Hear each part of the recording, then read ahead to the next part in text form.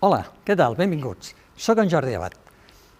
L'Imperi Romà va extreure de canteres com aquesta les grans pedres amb les que va construir la majestuositat del seu imperi i dels edificis que van fer de Roma l'imperi dominant des del 27 abans de Crist fins al 476 de la nostra era. Aquestes són imatges de la cantera del Madol, a l'antiga província romana de Tàrraco.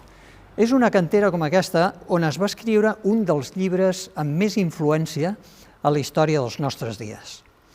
Generalment, quan ens trobem amb titulars de premsa al·lusius a catàstrofes o a portades de llibres amb mals auguris de futur o de situacions caòtiques, notícies alarmistes, fem servir la paraula apocalíptic. Pensem de seguida en un fet destructor. L'expressió apocalíptic, o això és l'Apocalipsis, ens remet a l'últim llibre de la Bíblia on se'ns presenta una visió dels fets que esdevindran a l'últim temps de la història de la Terra. Malgrat la profusió de conflictes bèl·lics, ens sorgeixen diverses preguntes. Una, per què no ha esclatat la Tercera Guerra Mundial? Estem vivint un temps realment apocalíptic? Què vol dir Apocalipsis? Es refereix la Bíblia a l'Apocalipsi amb els termes en què ho fem nosaltres?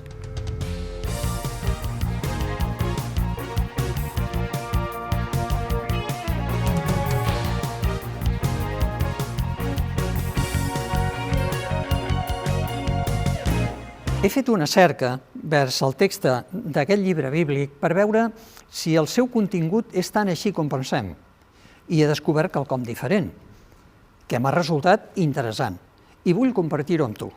Benvingut i gràcies per acompanyar-me. Agafa la teva Bíblia perquè podrem començar junts a compartir aquesta descoberta. Comencem. Quan en una notícia, pel·lícula o novel·la fem servir la paraula apocalipsi, és per fer referència a esdeveniments destructius, caòtics o terminals per la humanitat. Quan volem referir-nos a quelcom desconegut o ocult, ho fem com un misteri apocalíptic. Quan volem referir-nos a un desastre o destrucció, diem que és una situació apocalíptica. Per exemple, aquí tenim un quadre d'Albert Gooding titulat Apocalipsis, on tenim un altre d'un altre pintor mexicà que es diu Mauricio García Vega, també apocalíptic 1. O si ens fiquem en algun fòrum d'internet, com aquest, podem veure titulars com «Quan triga una societat a anar-se'n en orris i muntar-se una cultura post-apocalíptica». De fet, els arqueòlegs disfruten amb un bon apocalipsi. Un altre fòrum d'internet. Quina situació apocalíptica és més probable que passi a la vida real? O aquest altre article que es refereix a la Segona Guerra Mundial, la ciència de l'apocalipsis. Després de l'apocalipsis, ruïnes d'una base aliada a la Segona Guerra Mundial. Ara ens surt una pregunta. L'Apocalipsis és un llibre ple d'amenaces, de mals auguris i de destrucció? O ens presenta la solució als problemes del món i als nostres? Al contrari del que pensa la majoria de la gent, l'Apocalipsis és un llibre ple de bones notícies i obert al coneixement de tothom. El relat bíblic ens explica la manera en la que Déu mostra el seu interès per la nostra protecció i alliberació de la situació preocupant que vivim en el món. I ara ens comencem a preguntar, com l'ha manifestat Déu aquesta preocupació? Com podem arribar a conèixer aquest interès? Ho descobrirem estudiant un dels llibres més fascinants de la Bíblia. Així que benvinguts al webinar presencial Les revelacions de l'Apocalipsi. I el primer tema que tenim avui és l'Apocalipsi, un llibre obert. Per saber s'ha de preguntar. Per tant, preguntem-li a l'Apocalipsi. L'Apocalipsi és l'últim llibre de la Bíblia i data de l'any 100 després de Crist, moment en què Domicià va engegar una gran persecució a qui no l'adorava i no l'acceptava com a Déu. L'autoria del llibre s'atribueix a l'apòstol Joan, un dels deixebles de Jesús de Natzaret. Els cristians van ser perseguits per les autoritats romanes i molts d'ells van ser martiritzats i empresonats. L'apòstol Joan va ser castigat a treballs forçats a la illa de Patmos. És una illa que està situada al mar Egeu, davant de Grècia, a prop de la costa d'Efes. Es creu que Joan era pastor de l'església d'Efes i vivia allà amb Maria, la mare de Jesús, fins que Maria va morir. Mentre l'apòstol estava presoner a la illa de Patmos, li va ser revelat el contingut d'aquest llibre. Llavors, la primera pregunta que tenim que fer-nos és: què és l'Apocalipsi i quin origen i forma de transmissió ha tingut? I això ho trobem al primer verset del llibre d'Apocalipsi. Ens diu que és la revelació de Jesucrist que Déu li va confiar perquè fes saber als seus servidors les coses que han d'esdevenir aviat i que ell va comunicar per mitjà del seu àngel al seu servent Joan. I el verset 2 ens diu que és el testimoniatge de Jesucrist. I el verset 11 ens diu, li diu Déu a Joan: això que veus, escriu-lo en un rotllo i envio a les 7 esglésies, a Efes, Esmirna, Pèrgam i a les demés. Anem a fer una altra pregunta a l'Apocalipsis. Quines són les 5 passes en la transmissió d'aquesta revelació? El mateix Apocalipsis, el verset que hem llegit, ens ho diu. Déu li va donar a Jesús, Jesús li va donar un àngel i aquest àngel li va transmetre a Joan, Joan ho va escriure i ho va enviar a aquestes esglésies perquè elles sapiguessin quin és aquest missatge. Per tant, l'Apocalipsis no és un llibre tancat, és un llibre revelació.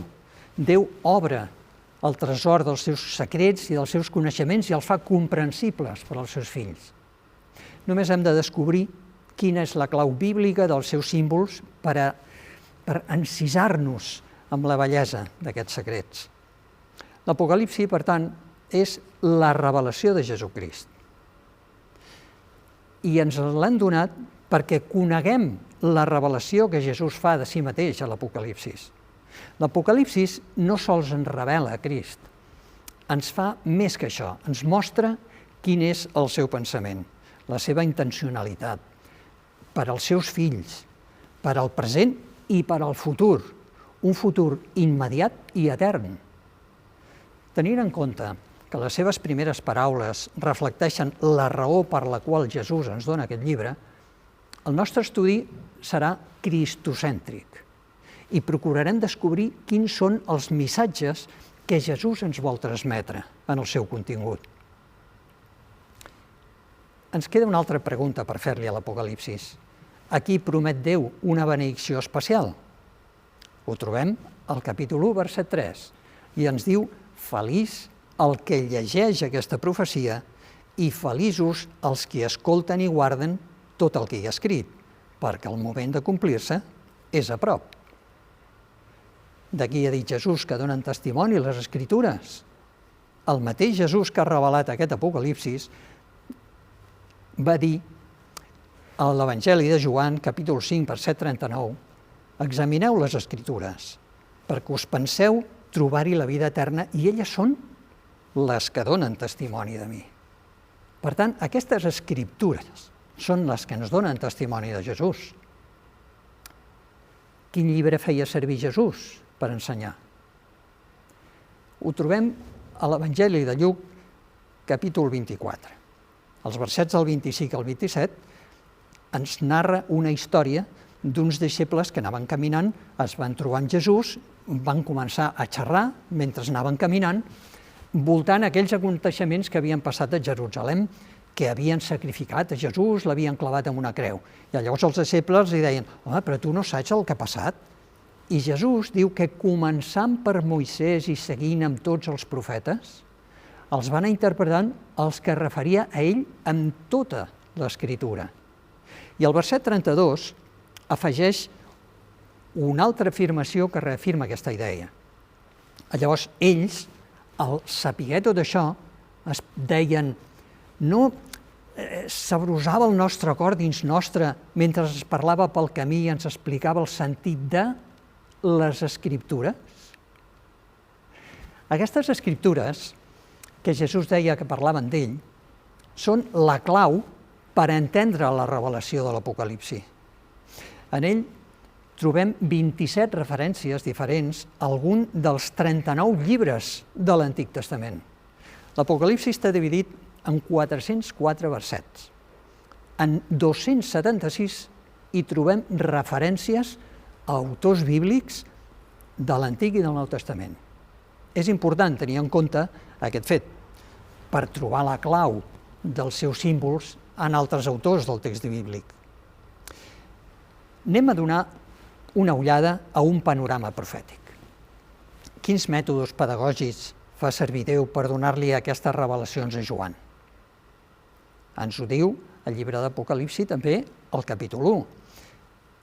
Diu a l'àngel, a Joan, això que veus, escriu-lo en un rotllo i ho envies a les 7 esglésies. I diu Joan, vaig girar-me per veure d'on venia la veu quan parlava i només girar-me vaig veure 7 lampadaris d'or. Déu li mostrava escenes visuals i auditives. Joan escriu, vaig veure, vaig sentir, vaig mirar. Joan veia esdeveniments, nacions, moviments religiosos i organitzacions com si fossin uns impressionants audiovisuals. L'Apocalipsi és com un àlbum fotogràfic sobre els esdeveniments futurs que Déu li va donar a Joan mitjançant una visió. La profecia bíblica està plena de simbologia. I la pregunta és, podem entendre-la? Vegem alguns exemples. Ens parla la profecia de bèsties. Per exemple, al llibre de Daniel, del profeta Daniel, al capítol 7, trobem aquesta expressió. I 4 bèsties enormes, diferents l'una de l'altra, emergien de la mar, i em digué això, a l'àngel que li estava donant aquella revelació. La 4a bèstia serà un 4 regne a la terra, diferent de tots els regnes, que devorarà tota la terra i trepitjarà i esclafarà. És a dir, quan nosaltres a la profecia llegim bèstia, tenim que interpretar un regne, un poder. Mirem un altre exemple. Aigües. Què tenim que interpretar quan es diu aigües? Ens ho revela el mateix Apocalipsi. També em va dir, les aigües on es vist assentada la prostituta són pobles, masses de gent, nacions i llengües. Per tant, què tenim que interpretar? Territoris habitats, quantitat de gent. Mirem un altre exemple. Un dia. Què tenim que interpretar quan la profecia ens planteja un dia? El profeta Ezequiel ens dona una de les referències que podem trobar a tota la Bíblia vers això. En una circumstància en què el profeta tenia que donar una lliçó objectiva als que l'estaven veient, ell es va recolzar sobre un costat o sobre un altre per dir-los a la gent què significava allò. I Déu li va dir, mira, recolza't sobre un costat o sobre un altre, 40 dies d'un costat, 40 dies d'un altre, perquè us he fixat un dia per cada any. Per tant, cada dia que tu estiguis recolzat, la gent tindrà que interpretar 40 anys de resultats. Per tant, un dia serà igual a un any. A mesura que avancem en l'estudi de l'Apocalipsi, anirem coneixent el significat bíblic dels símbols apocalíptics. Serà com aprendre les lletres de l'alfabet, cosa que ens donarà capacitat per llegir l'Apocalipsi entenent el seu significat meravellós. Per exemple, us adelanto, saber què signifiquen els solemnes missatges enviats a les esglésies ho estudiarem en el tema 5. Moltes vegades haureu sentit parlar del mil·lenni de l'Apocalipsi. Al tema 7 ho descobrirem. Els 4 misteriosos genets de l'Apocalipsi, què són? Ho veurem al tema 9. Qui són els 2 testimonis de Crist? Al tema 24 ho descobrirem. I les 7 trompetes? haurem d'esperar fins al tema 25 i allà ho entendrem. Però si hi ha un misteri que fascinarà més que d'altres, és l'enigmàtic número 666. Al tema 18 estudiarem les claus bíbliques per la seva interpretació, que representen els famosos 7 segells, al tema 9. El significatiu missatge de la dona vestida de sol l'analitzarem al tema 17. I la gran prostituta, la gran ramera d'Apocalipsi 17? La revelació que Jesús fa en aquest capítol és impressionant i carregada d'una importància insuperable. Ho veurem al tema 21. Per descomptat, també estudiarem allò relatiu a les 7 plagues, les 7 últimes plagues, serà el tema 20, i moltes altres interessantíssimes claus bíbliques per interpretar l'Apocalipsi. Però ara tenim que veure una altra qüestió. Quina autoritat té la Bíblia? Perquè hi ha molts que no se la plantegen, aquesta autoritat. La mateixa Bíblia ens contesta. Mireu, l'apòstol Pere, quan va escriure als creients, a la segona carta que va escriure, els hi va dir: d'aquesta manera ens és confirmada la paraula profètica, a la qual feu bé d'estar atents, com una llum que fa claror en un lloc fosc, fins que no apunti el dia i neixin als vostres cors l'estel del matí. Adverteix Déu contra la interpretació individual de tota aquesta profecia? El mateix apòstol Pere ens ho diu. Abans de tot, heu de saber que cap profecia de l'Escriptura no pot ser interpretada d'una manera privada, personal. I el capítol 22 del mateix Apocalipsis ens diu: jo testifico a tothom que senti les paraules profètiques d'aquest llibre, que si algú gosa afegir-hi res del que hi ha, Déu li tirarà damunt les plagues. I si algú gosa treure de les paraules d'aquest llibre, Déu li traurà la seva part corresponent de l'àgora de la vida i de la ciutat santa descrits en aquest llibre. Encara ens queda una altra pregunta. Per què diuen alguns que el llibre d'Apocalipsis no pot ser entès? Us faig esment a una circumstància que va viure el profeta Isaïes. El capítol 29 ens diu: és el Senyor el que ha basat sobre vosaltres un esperit d'estupiment i us ha tancat els ulls, profetes, us ha cobert la cara, vidents, ja que aquest poble se m'acosta de paraula i m'honora de llavis enfora, mentre el seu cor es manté lluny de mi. I la reverència que em té és només un manament d'homes, una lliçó apresa. Quant de la Santa Escriptura és inspirat? L'apòstol Pau ens ho respon amb una carta que li va enviar al seu alumne Timoteu. I li diu, en el capítol 3, tota l'Escriptura és inspirada per Déu i serveix també per ensenyar, per refutar, per corregir, per educar en la rectitud. Què pot passar si donem una mala interpretació a l'Escriptura? El mateix apòstol Pere ens ho contesta en el capítol que estàvem llegint abans, referint-se a alguna de les cartes que l'apòstol Pau enviava a les esglésies. I deia, també el nostre benvolgut germà Pau en parla a totes les cartes on tracta aquest tema. És cert que hi ha en elles punts de comprensió difícil, que els poc formats i els insegurs capgiren, com també fan amb la resta de les escriptures, i es busquen la ruïna ells mateixos. És interessant aquesta afirmació de l'apòstol Pere, perquè considera Pau com de les escriptures, aquells escrits sagrats que ells seguien per saber quina era la revelació de Déu. Però ens promet l'Apocalipsi una benedicció especial pels que estudien la profecia. Quina promesa és aquesta que va fer Jesús als que l'obeeixen? Anem al mateix Apocalipsi. El capítol 3 ens diu: ja que has guardat la meva exhortació a la constància, també jo et guardaré a l'hora de la prova, que és a punt de venir. I el capítol 22 remarca: feliços els qui renten els seus vestits. Així podran tenir el dret d'accés a l'arbre de la vida i podran passar per les portes de la gran ciutat. Aquesta és la promesa que Déu ens fa. Entrar per les portes d'aquella ciutat promesa, el llibre de l'Apocalipsi. Quina seguretat tenim de que podem entendre el significat de les revelacions que Déu ens dona a la seva paraula. L'apòstol Joan, reflexant les paraules de Jesús, ens diu: el qui subjecti a la voluntat de Déu, a la seva voluntat, sabrà conèixer si el meu ensenyament és de Déu o si parlo pel meu compte. Per tant, a qui ens tenim que subjectar? A la voluntat de Déu. I com podem conèixer aquesta voluntat? Estudiant la seva paraula, la seva escritura. Així que, amic, després d'adonar-te'n que Déu ens revela la seva voluntat mitjana aquesta paraula, vull deixar-te amb una pregunta.